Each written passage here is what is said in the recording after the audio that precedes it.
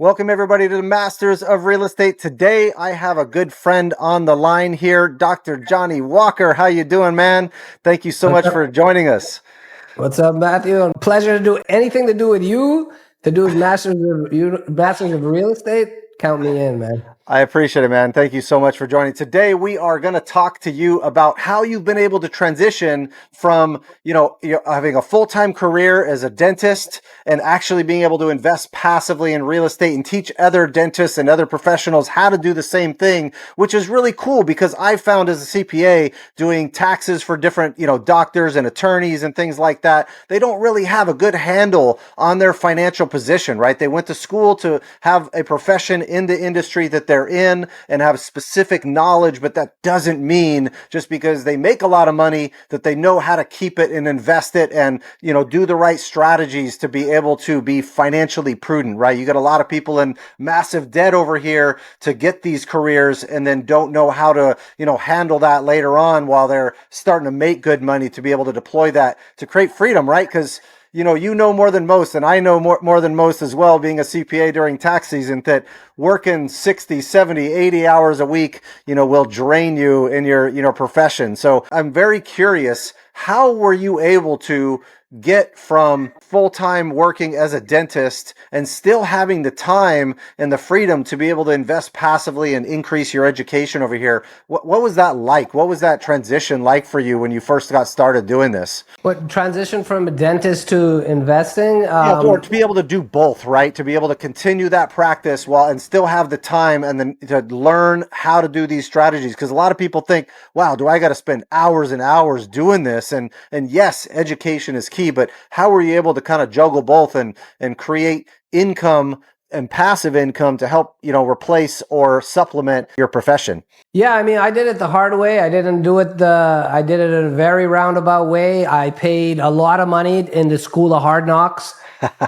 Played some painful lessons. I lacked education. I lacked mentorship. I lacked guidance. I lacked experience. I lacked basically everything. What I had was that I was making money I'm an endodontist. I'm a root canal specialist. And I started making a lot of money. When I started making a lot of money, I came from not having any money. We can go into that, a little bit more later. But all of a sudden, I started making all this income, and I had learned from my father, from reading one book called "Creating Wealth" by Robert Allen, that hey, there's this thing called real estate out there, and there's a way that you can make money. And I learned about building equity and building wealth, and that. I was sprung. I wanted to do it. And this was 2008 when I graduated. When I graduated, this is before friggin' the Jobs Act. This is before accredited investor existed, right? This is before 506B, 506C, like pre-2012. That's where I'm from, guys. Nice. It's like, it's an auspicious date for us in 2012. So before that, that whole world of passive investing, at least to my knowledge, didn't exist. I had never heard of syndications, none of that. All I knew was, hey, you buy investment property, you hold on to it, and you hold on to it for a very long time, and that's how you build wealth. That's what that's what I had surmised from reading these books. So I'm like, all right, well, I want to buy, and then I remember this line distinctly. You're worth what you owe. You're worth tomorrow what you owe today. Right? This is talking about building, debt in real estate and stuff like that. So I started trying to buy properties, one after the other, and it was active, very much active. This is while I'm a full-time endodontist. I didn't have any kids. That's tough. Yeah, it was tough, right? And I realized that when you're a mom and pop, sorry, not mom and pop, when you're a evening and weekend investor and you're investing against guys that do it full time, like guys like you, guess what? That's not a level playing field, right? That's not a playing field that you can win, right? So I got taken advantage of sometimes. I had some good investments, some that were not so good. People took advantage of the fact that I was green, the fact that I was young, the fact that I didn't know anything. Older guys that I would have thought would have been a different way. If you built a lot of wealth it would be like, hey, look, this young guy is coming up. Let me try to help him. Let me try to They're guide him gonna dump their along. problems on you basically and say, here, you handle this is a great This is investment. Go deal exactly with what he it. did. He had a great portfolio of retail properties, right? Triple net. He had triple net leased retail properties, right? With Dunkin' Donuts and Walgreens. And he had one crappy one, a small one that was away from all the other ones. So it was hard to manage. It wasn't close to And he was like, you know what? There's one I could give to. I could sell to you. You know, I'd be willing to sell it to you. And he got me good. You know, I overpaid for something that wasn't very good. I ended up holding on for a long time. It was in a small town, very difficult to lease. And this is why I say I learned the school of hard knocks, right? Yeah. Like I was trying to manage this type of, and was a very small property, didn't produce a great amount of income, not even close to putting a dent in what I spent on the weekend partying in Manhattan, right? Like it wasn't worth my siphoned time. a bunch of time away from you at the same time as well, right? It Trying to was a self-manage. distraction. It was a headache. I hated that part of it. I hated managing real estate. Yeah. You know, the operations side of it. You know, calling vendors to come fix give me estimates on replacing a roof or HVAC and units they go left and right, and it's like I don't have time for this. I don't even want to do it. And so but I still stuck through it. I started year after year. I started buying one property. I started with single family houses. Quickly realized that wasn't scalable. That wasn't a way to build any real true passive income. Passive income wasn't even the jargon that it is today back then. Right. And so, but I was looking for ways to make money that I wasn't involved. So then I started looking into commercial real estate. And I'm like, okay, well, I bought a parking lot. My dad was like, you should look at parking lots. You know, you don't have to do anything. You have somebody else that's collecting the money, and then all you have to do is just buy it and own it. I'm like, you know what? That's a good idea. So I went and bought a small parking lot. I did a triple net lease and it was a triple net lease with a parking lot management company. And this was the best investment ever. Nice. Because now I'm getting a set check every month. I'm paying the mortgage and I'm getting Exactly almost what like should a have happened. guaranteed income every month. I'm like, I need a whole bunch more of these. But guess what? Parking lots aren't that easy to find, especially in the price range that I was looking. Forget about Manhattan parking lots. Forget about New Jersey parking lots. I was buying in Pennsylvania parking lots, right? Like in small towns in Pennsylvania, not Philadelphia, not Pittsburgh. So, but it worked. It was really good. It was well located. It was in a downtown of a small town. And it was always full, a lot. And I'm like, this is great. It was also very passive. Right. And then so I couldn't find, I was looking, couldn't find another parking lot. My dad said, you should look into strip malls. Strip malls is like, hey, the tenants, they sign 10-year leases, rent increases. You know exactly where you're getting paid. It's also triple net, just like this thing. Go get those. I'm like, all right. So I went and bought a strip mall. That one was the one that wasn't so great. It wasn't a bad location. You know, there wasn't a high demand because it was such a tertiary, quaternary. You realize the importance through these lessons, how important that due diligence and data is in those areas, and especially when you're dealing with commercial, it's something that in the beginning you don't even realize, right? So I had no idea to even think about looking at that stuff, right? Right. But making those mistakes, that's the tuition that I paid. Like hundreds of thousands of dollars in tuition. I paid hundreds of thousands of dollars in tuition to become a dentist and endodontist. And I paid hundreds of thousands of dollars to become where I'm at as fund manager in real estate. But it was worth it, for me to make those mistakes because it made me realize how much I didn't know, right? I didn't know anything. I realized that I need mentorship. I need guidance. I need people around me that I can talk to, that I can ask questions, right? I had nobody, because you got to remember, Mathew, I came to America to go to school. And once I graduated, I was me by myself. I didn't have nobody around. I didn't have any even family members. I just had a heart full of ambition, and I was making good money, and I wanted to go make my mark on this world. I had that, and I went for it, right? It was stupidly, but it was young and foolish, and like I said, it cost me a lot. But what's cool is what's that? What's cool is that you get to go teach other dentists and other professionals how to not have those same painful learning curves, right? That you went through, to show them how to do the due diligence on these things and bring investments to the table that make a lot of sense from a passive standpoint, and real passive investments where they have operators set up. And I think, there's an importance to going through that yourself when, and owning hard assets yourself, right? Going and managing an asset like that yourself, or even managing single family homes and the process of renovating it and getting it tenanted, or, a commercial deal like that, you go through so much pain and learning that now you know how to do the homework when you're investing passively with someone else, because you're going, wow, those were all the problems that I dealt with. How are they dealing with those same problems and mitigating the same headaches and risks that I dealt with that cost me money over here?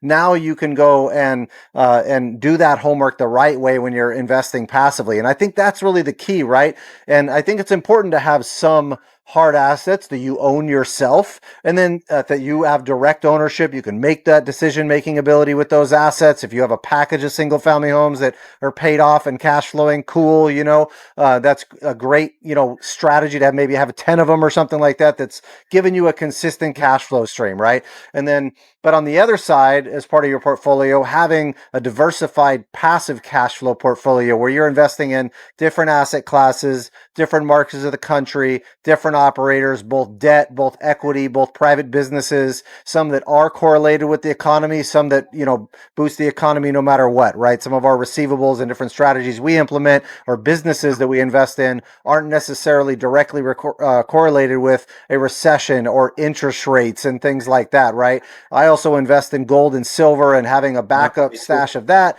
as an emergency insurance policy, and as well as an investment that we can hold long term. Gold is surging too, by the way. Gold is surging right now. Yeah. I mean, it's going to continue with inflation, right? The only way things go is going to go up, because inflation is occurring, right, long term. And I think they have like $9 trillion that need to be refinanced this year at a much higher interest rate. So unless interest rates drop further, we're going to have more inflation. Plus, we're talking about wars and stuff like that, and tariff changes that might be inflationary, at least short term. So all these bond markets are crashing. Yeah, I think we're headed for inflation. Bonds are crashing right now, but yeah, you're seeing, I think in the last time they just tried to sell bonds, they only sold like 10% of the bonds that they had available for sale. And so the demand, and that was with an uptick in rate that they were offering on those bonds. And so now you're starting to see some lack of demand for U.S. bonds, right? And that means interest rates are going to be forced to be pushed up. They sold off $1 trillion worth of bonds. I mean, China, they're selling off bonds, right? Like people are.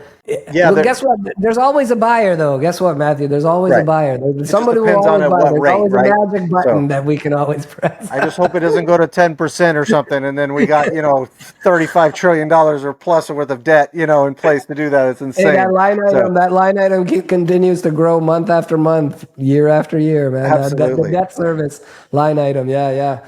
Man. Talking about the current market, we'll get back to some of that stuff. I would love to talk to you about your journey here to the U.S. and what led you here in the first place, and what it was like in Sri Lanka where you were at, as well as like what pushed you over here, and that learning, the pain you had to go through when you were younger, along with how you were able to kind of get yourself out of that position and put yourself in a different position. What was it that compelled you to make that change and that big shift? That's super scary. Just move to a different country and, go for it, so. Yeah, no,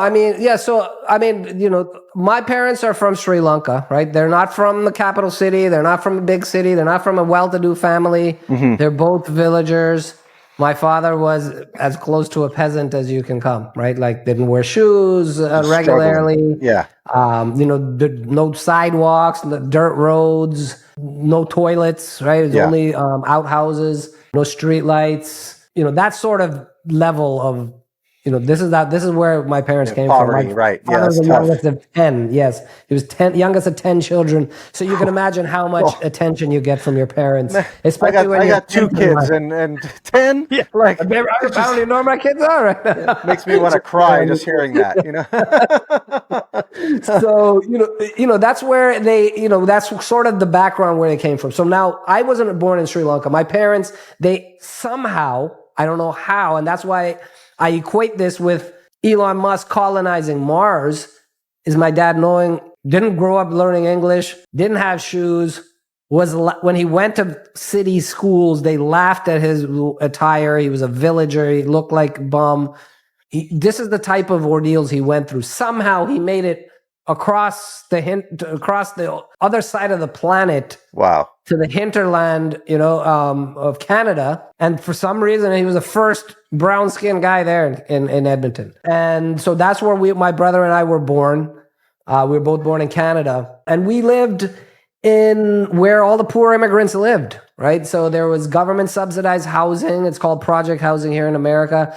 We lived in government subsidized housing. That's where my parents first were basically given a place to live.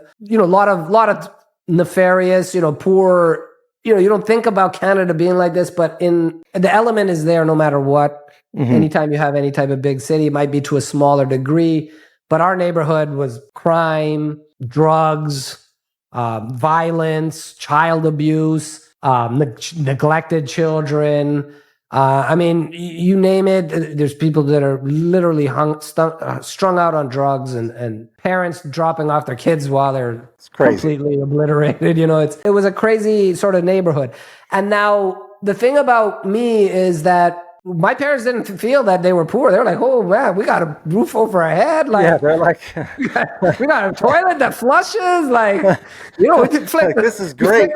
Switch. There's a light switch. So it was like, hey, look, we got an opportunity here, right?" And my parents, my father, he had my father's parents are completely illiterate. My grandfather couldn't even write his own name. Right, wow. He was completely illiterate. So your parents were able to do this even with those hamstrung, arms, basically, with that in that situation. This is why I can't fathom how this happened. Right, this is like a miracle. My dad is absolutely like a hero to me because I don't know how he did it. Yeah, that's insane. And so that's why I don't really, even though, we had it, tough growing up. I mean, we didn't have a lot, obviously. We lived with tiny, my cousin lived with us that helped to take care of us. So there was 5 of us crammed in a small, maybe 2.5 bedroom, 1 bathroom apartment, right? So it was very small. But I didn't feel poor because in my neighborhood, if you had both parents, you're spoiled, right? I mean, I didn't come from a broken home. It puts things in perspective for you, for sure, where you realize hey, wealth, it's all based on your perception of what that is. And so if your parents were giving you a wealthy mindset at that time where you work hard and you have opportunity in your mind, people can live on little things. Don't get me wrong.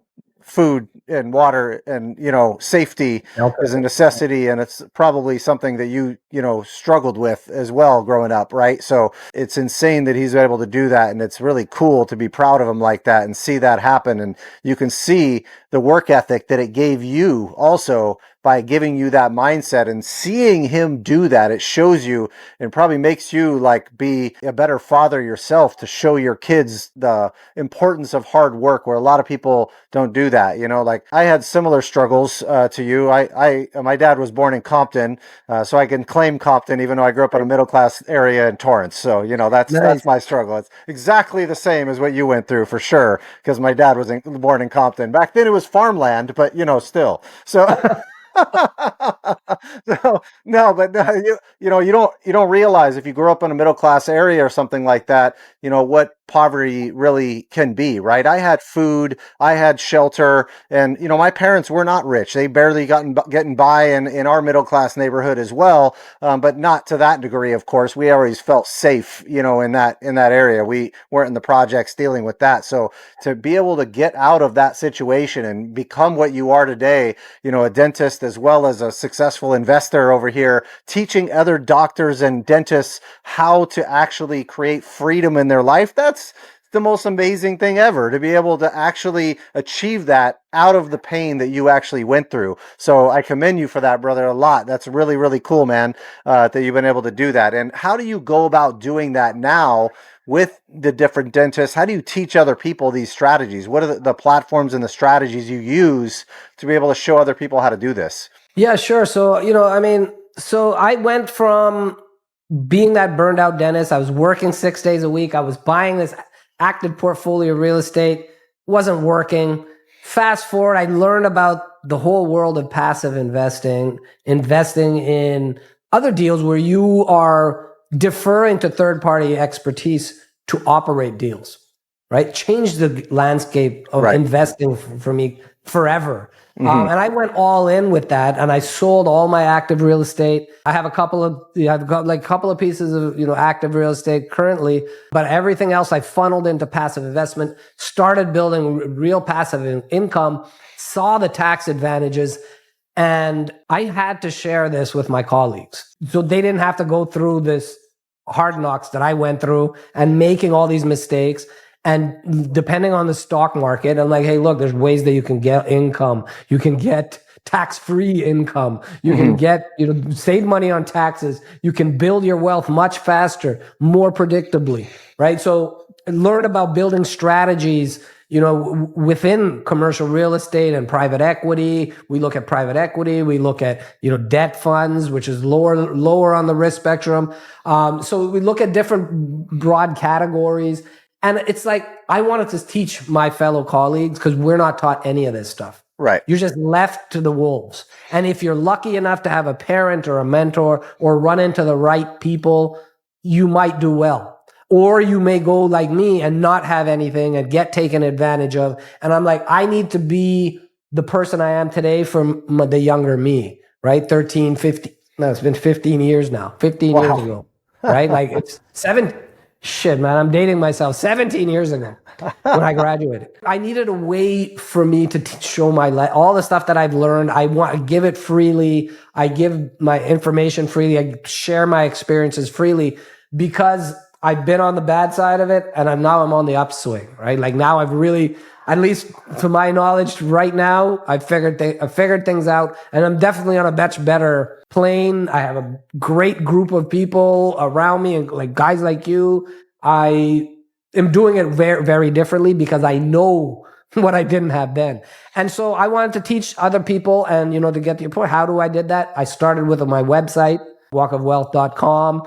Then we had created a YouTube channel specifically on teaching dentists on how to achieve financial freedom through passive investment in real estate and alternative assets. Awesome. So we talk about everything from investing to strategy to what does financial freedom mean? What is time freedom, right? Like it's lifestyle. It's all the things that you get from being job optional, right? Career optional as a dentist because you've built all this great income from other investments that you don't need it.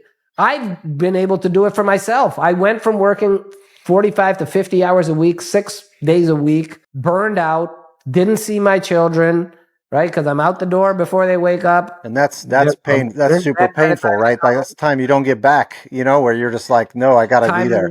You don't get back. And so this is and I wanted to teach people how to do this, right? So now we have created a Facebook group. I go live every week.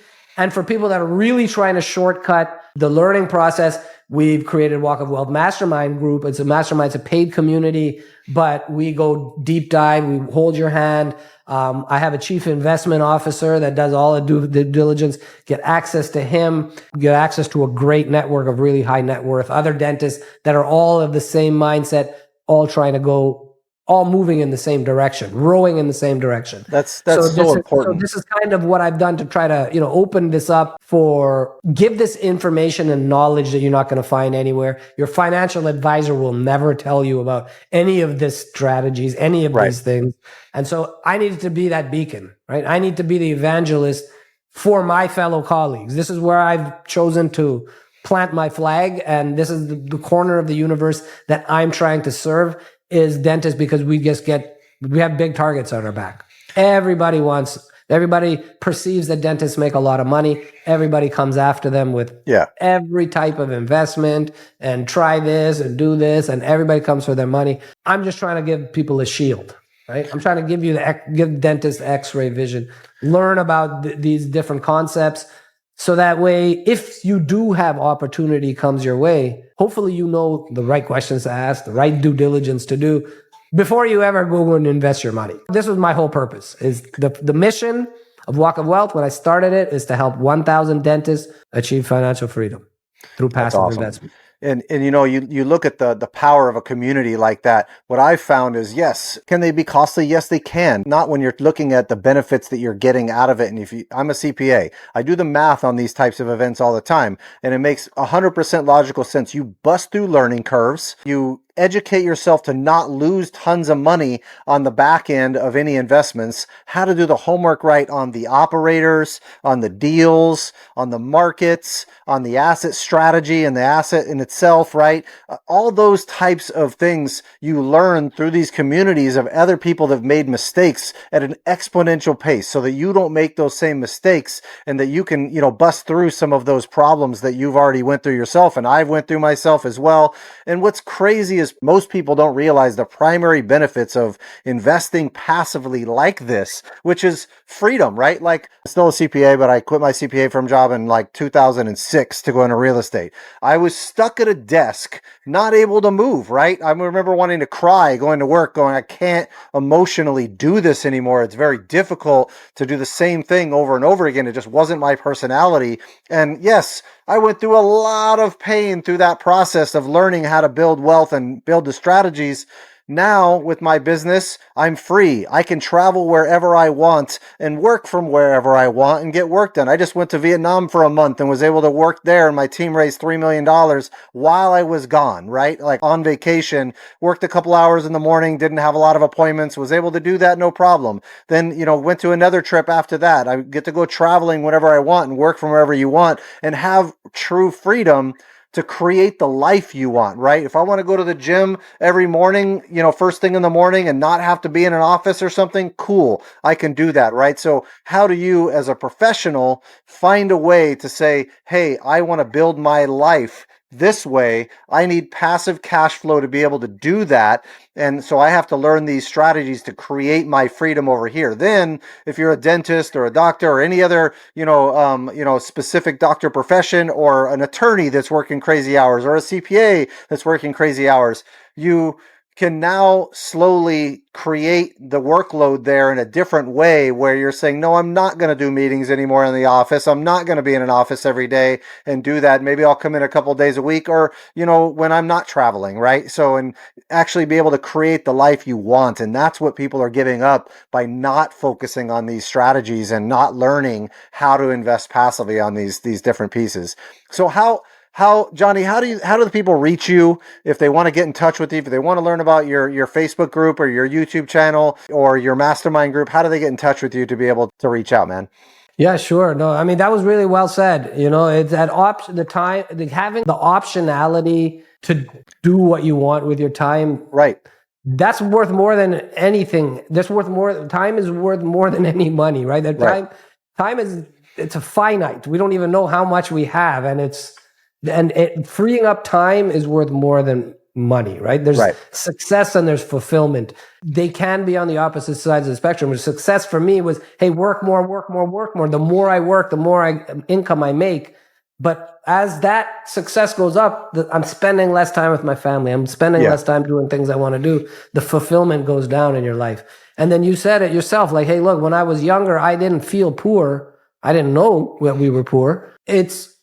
I was still fulfilled, right? You can still be happy and fulfilled without having money, right? So that's why it's important to know the difference between the two. And I think you highlighted that very, very well. So yeah, to reach me, the best way, I guess, go to my website. You can always schedule a call with me or one of my teammates. It's www.walkofwealth.com, WALK of wealth, WEALTH.com. YouTube channel, Walk of Wealth. It's called the Walk of Wealth. You look that up. Facebook group is definitely the best way if you are really trying to engage with others. Talk to me directly. I'm very active on Facebook. I go live every Mondays at 8 p.m. Eastern. We talk about different topics. Just yesterday we had live. Just yesterday. So that Facebook group is called Financial Freedom for Dentists. It is specifically for dentists and doctors, but if you're a business owner, a lot of the stuff is also pertinent to you. So those are the best ways, I would say, Matt. I'm not that hard to find, Dr. Johnny Walker or Jonathan Withanachi. But yeah. And I got one more key question for you. It's a little bit emotional. You may have a hard time with it. I'm trying to think of how to word this right.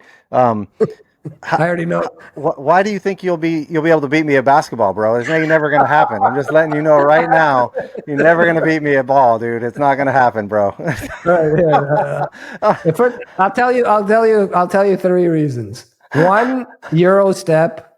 Two, my post game, low post game. Three, no, I don't want to be racist here. Hey, bro, we got Luca now, bro. He's Slovenian, but he's not. Slovenian, isn't he? Eastern Yeah, European. I'm gonna count him. He's barely Caucasian. I gotta count him. Him and Joker, bro. I got those two. So the Joker, the Joker is also Eastern European, bro. Yeah, I don't care. I'm counting them both. So that's awesome. No, I'm joking. No, not joking. Joker is, bro. Like, no jokes aside, bro. He's legendary, bro. He's a legendary freak. It's amazing. Unbelievable. But when he shoots from three, he's shooting at 7 feet. His hands are like 10 feet in the sky. Yeah, I know. There's no one can stop that three, bro. Well, thank you so much for being on the show, man. I really appreciate it. I always got to talk a little trash to my boy over here. And, I just want to, if anybody is interested in our due diligence checklist, we have one on our website, MathewOwens.com. We have a 200-point due diligence checklist that you should check out. I'll send it to you so you can send it to your dentist as well. It's a great resource to utilize to be able to just learn the right way to do homework on different operators and give you a head start. So hope that helps everybody and look forward to the next episode. Thanks so much, Johnny, for being on the show, man. Thanks for having me, man. It's been a blast. Awesome. Do you want to learn how to create financial freedom in your life through real estate and take your investing business to the next level? If so, you can follow us in one of the following ways. First, you can take one of our free webinars on how to analyze property, how to raise capital for real estate, and how to market and find deals. 3 of the key pillars to becoming a successful real estate investor. Number 2, you can join us on our mailing list where you'll get tips and tricks on real estate investing directly to your inbox. And number 3, you can take our 6-month real estate course that teaches you every aspect of real estate investing you can think of, and more importantly, create financial freedom in your life through real estate investing strategies that I teach. If you want a master's in real estate in 6 months, this course is for you. We're going to go over how to raise money, promissory notes, syndications, fixing and flipping, buy and hold investing, tax and legal structures, self-directed retirement accounts, financial education, how to run a business, how to market and find your deals, and most importantly, how to create that financial freedom in your life so that you can stop trading your time for money and create passive real estate cash flow that you can live off of. If you're interested, go ahead and click on one of the links below, and I look forward to seeing you guys on the other side.